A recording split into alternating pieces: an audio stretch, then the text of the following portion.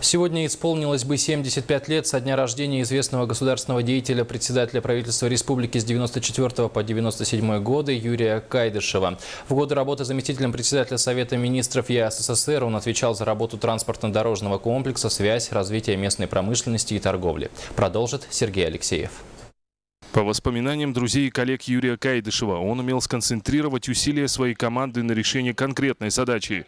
Мобилизованные резервы позволили Юрию Васильевичу стать одним из лучших управленцев своего времени. Все те, кто с ним работал, ценили его не только как руководителя, но и как товарища. В пору я работал в совхозе Якутске, секретарем парткома. Он был назначен директором завода.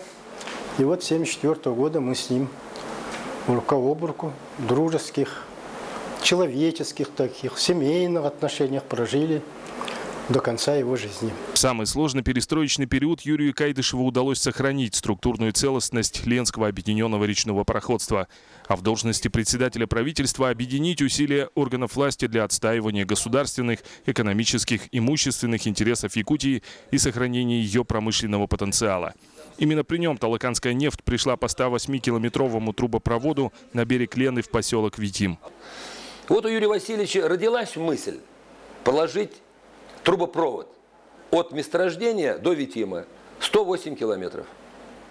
Вот он сегодня решил, что так можно сделать, как инженер-механик, как государственный политический деятель. И уже в августе, к 7 августа 1994 года, когда Юрий Васильевич был председателем правительства, этот нефтепровод уже нефть перегонял.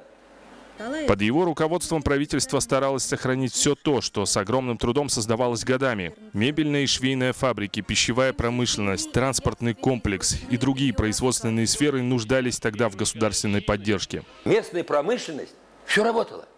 А почему они работали? Да потому что они вовремя обеспечены были сырьем, вовремя были обеспечены кадрами, и они работали. В 2013 году, в день рождения Юрия Васильевича, на месте его захоронения на Троекуровском кладбище Москвы установили памятник в виде карты Якутии, состоящей рядом канавязью СРГ. Кроме того, генеральный директор Ленского объединенного речного пароходства Сергей Ларионов заверил, что речники назовут его именем первый сухогруз, который будет построен на Житайской судоверфи. Сергей Алексеев, Семен Афанасьев, НВК «Саха-Якутск».